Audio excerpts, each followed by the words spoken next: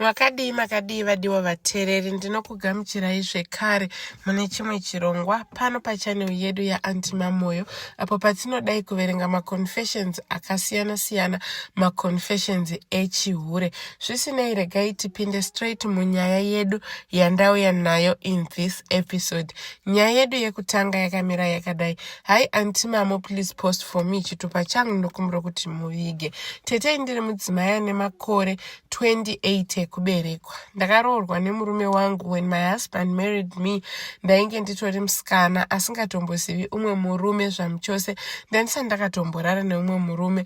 My husband ndiye akava the first man to take off my virginity and experience yese kugona kana kukonewa ndanga ndakaiwana paari. Saka zvakazoitika ndezvekuti isusu tinogara munzvimbo yeSouth Africa. Munongozama conflicts marelationship peri. Tainge tagara for about 2 years tichingonetsanawo, ndichingoshingirira tichigadzirisana. So pane patakazoshupana zvekuti inini ndakazoona kuti I can't stand this anymore.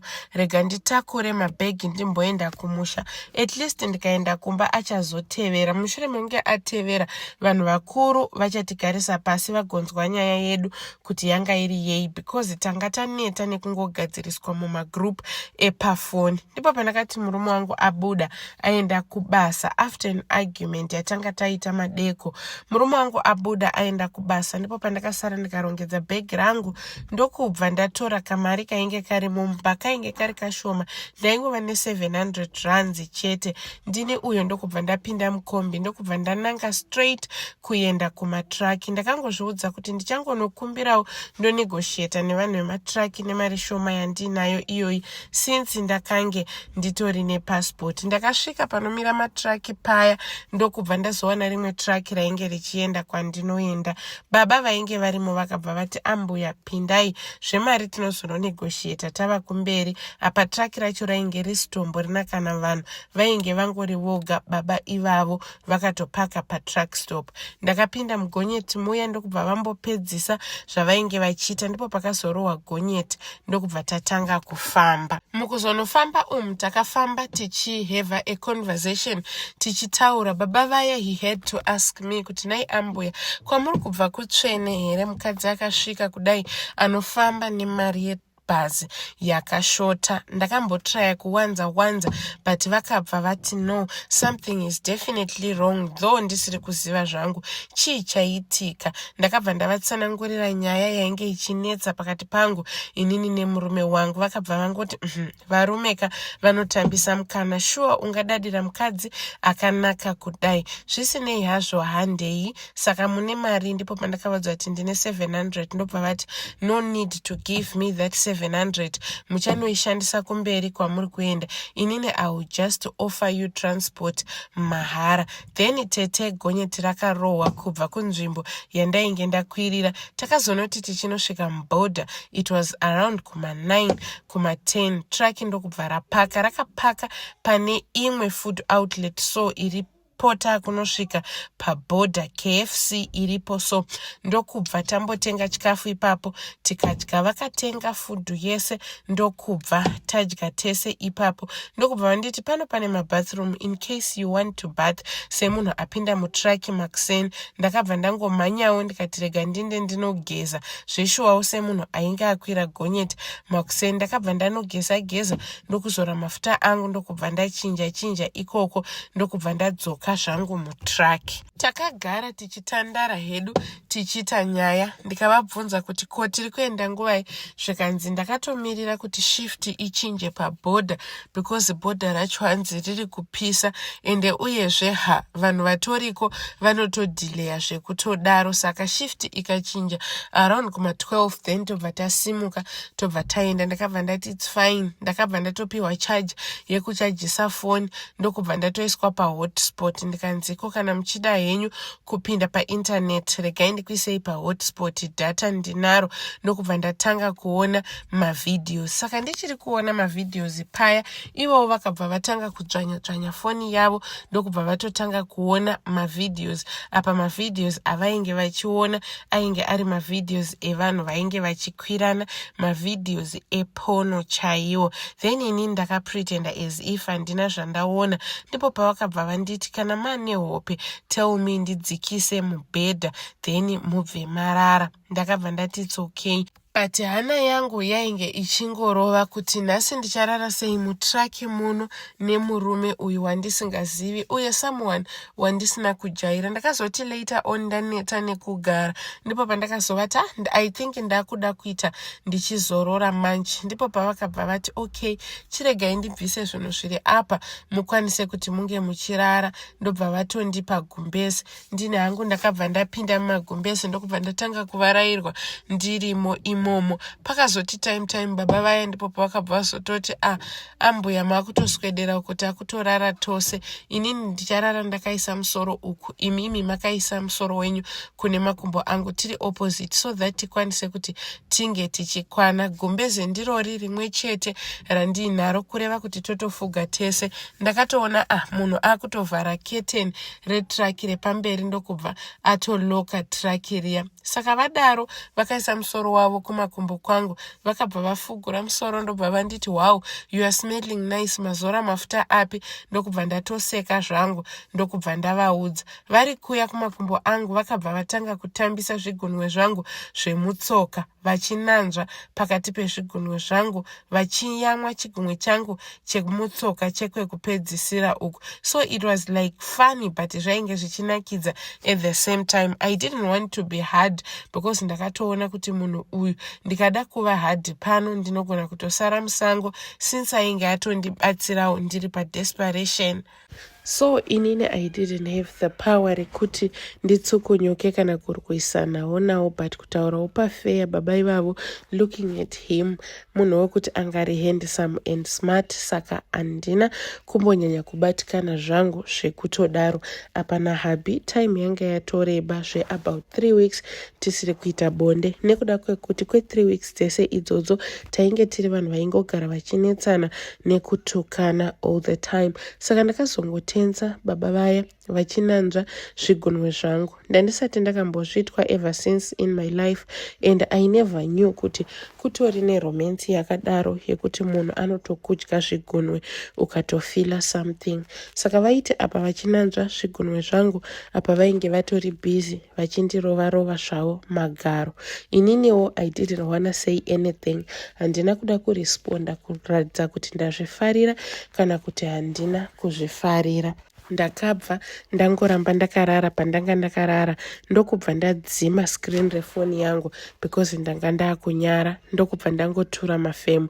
Ndakazoti after 5 minutes mushure mekunge vandibata-bata ndipo pandakazongotendeuka ndokubva ndangorara nemanhede and vakabva vawana all the access yekuti vange vachiita zvavaida because ndandakatopfeka kadrezi kakaflare because kwainge kuchipisa time yacho. Apa ndainge ndingori neskin tight nependi chete mukati. Ndakabva ndarara nemanhede. Baba vai vakabva vatanga kundipurudzira zvishoma nezvishoma pavakazobata kozasi kwangu vachinzwa kuti ndainge ndakapfeka skin tight.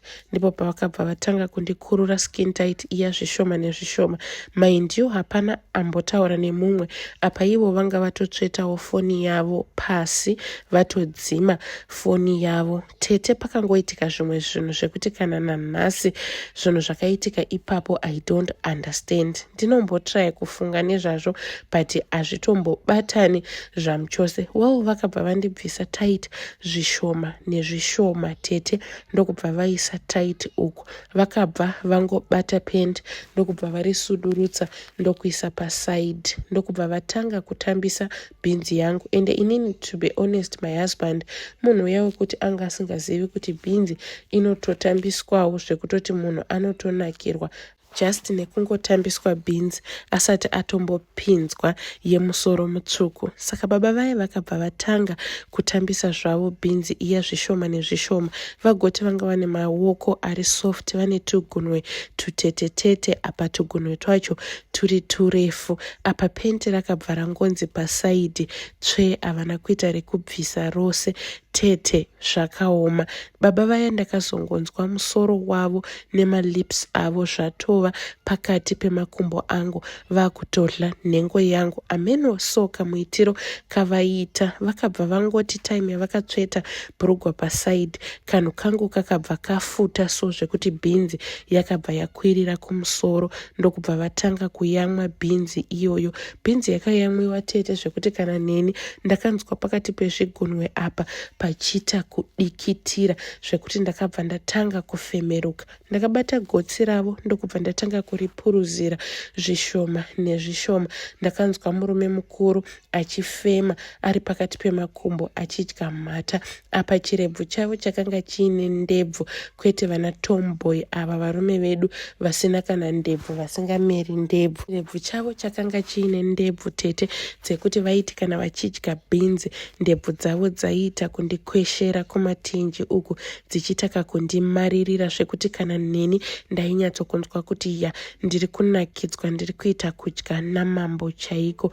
Tete ndakatanga kurilisa lubrication yekuti kana neni ndega ndaiti ndikabata kuzasi kwangu so ndaita kunzwa kuchita kunamuka, but vaingonditi dzikama usavhunduka zvako. Ndakabva ndavati sha, honaka zvinhu zviri kubuda kuzasi uku, are you not scared kudya here? Zvikanziko tonight you are mine. Dzikama, hapana kana chinosemesa kana uchida munhu. Vakabva vatanga kunanzva lubrication yose iyoyo, tete munhu kuita kupinza rurimi mukati mebeche rangu achita kundikwira nerurimi. Ndakapotsa kupenga zvekuti ndakasvika pakuririliza, ndokubva ndapfachura mvura dziya isati yambopinda. Yakazoti time yavakaisa so yakangoita kuslida in zvekuti ndakaita kuwa ivo vachiita kuchema. Apa inini ndainge ndichingoririliza mvura dziya dzichienda dzichinovadira. Ndakanzwa vachiti yes, keep on, come on baby. Mvura idzodzo dzinondinakira, ngadzinyatsoundidira. Machende angu aita kutota chaiko nemvura dzako, nditotese chaiko. Tete pakasvirwa munhu mugonyeti imomo zvekuti kana neni nanhasi baba ivavo ndinoshuvira kusangana navo futi zvekare vambondipa experience yavakandipa, but anyway he's nowhere to be found. Takabva tasvirana raundi yekutanga iyoyo. Apa ivo pavainge vachikoira, inini ndainge ndichingorilisa mvura chete ndichita kutunda tete, ndichita kuvanyorovedza mabhora. Moziva kuti pasikarudzi yangu apa pakanga pakungosvedzerera. Apa inini ndainge ndakatoita kushevha ndine zuda chairo, ivo vakaita kushevha. Pavaichemerera vaingochema vachiti yu dinji rako kani, ende une dinji wakaita kupakata, wakaita kukweva zvose dinji nebhinzi, ya une zvinhu zvako. Shuwa munhu ane muviri mutete kaslenda kanoita dutu remboto kudai, so wakazviwanepi naiwe zvinhu zvakadai? Ya nasi ndazonakirwa chaiko, ndiri kuita kunzwa kuti mabhora angu ari kuita kunorova ipo chaipo chaipo. Ndiri kunakirwa zvekunzwa kuda kudokanda nemabhora acho mukati. Apa baba ava vanga vasimborina nhengo hombe. Inini right now I don't believe mune vanhu vaya vanoti he munhu kuti unge uchinakirwa kana kuti unge uchienjoya murume wako anofanirwa kuti ange ane sikarudzi hombe. No, baba ivavo vanga vasimborina simboro mupengo, vainge vangori nekamboro kavo kakanaka kanga kakaita kadhafu so kasina kureba kamboro ikako zvekuti vaiti vakapinza so musikarudzi yangu kanenge kakaita kuti tare tare mazitsinga kubva kaita kuzadza sikarudzi yose.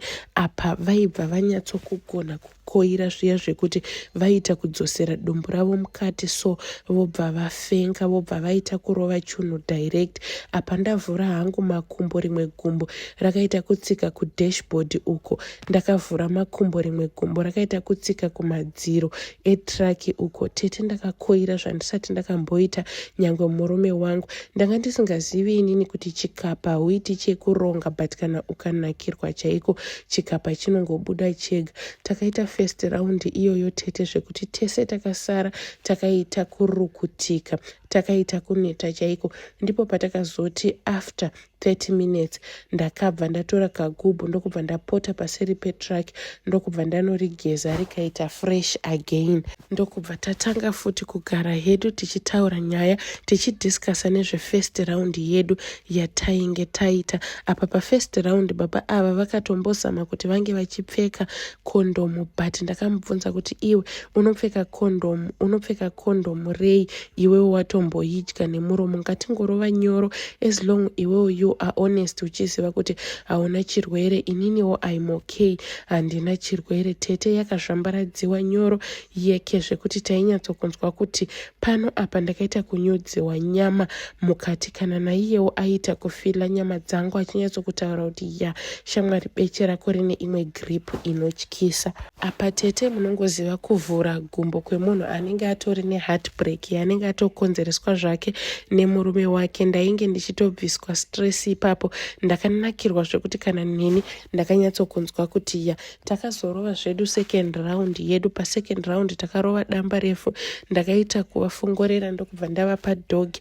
Ndakaita kugwadama pakamubhedha ketraki.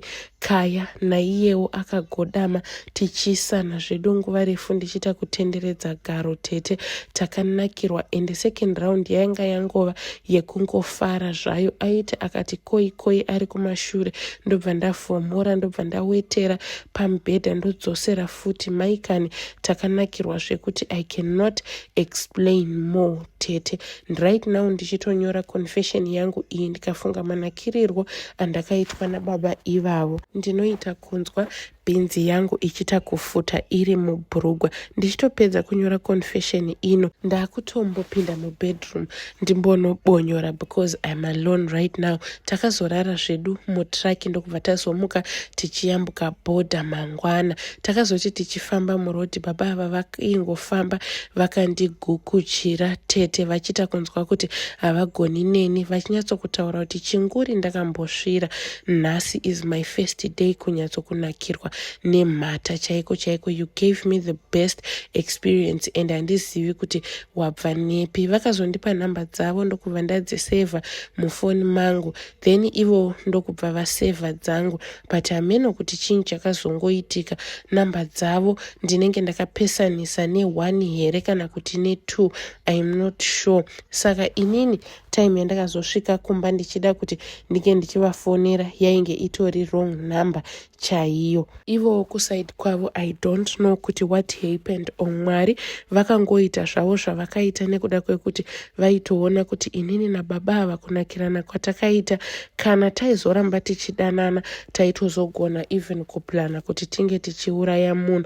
I miss this man so much. In case kana kuri kuti anotevera channel yenyu akana akanzwawo confession iyi, ndokumbira kuti auye kuinbox kwenyu nenhamba dzake. Inini I'll keep on chatting nemwi ndichinzwa kuti mazowana here nhamba dzake. Please let me know kana muchinge maposta. I will follow in the comment section. Ndiyo nyaya yangu tete, experience yangu yechihure changu chandakaita. Vadiwa vateereri ndoyanga iri confession yaHaidi. Inini ndinoshaya kuti why vanhu vachinyanya kunakirwa kuchihure kudarika kudzimba dzavo. Asi maybe inyaya yekuti munhu waunenge usina kujaira kana kuti usingagari naye he performs better than munhu wawajaira, because I think that same man wauri kuti iwewe hakunakiri, kune mumwe munhu ari kutoitwa drive crazy nemunhu iyeye ari kutomupa mbiri. Saka shap muri kumbozvifambisa sei mudzimba umu? Anyway, tell us what you think in the comment section. Ngatisanganei zvekare mune zvimwe zvirongwa zvinotevera. Don't forget to comment, like and subscribe.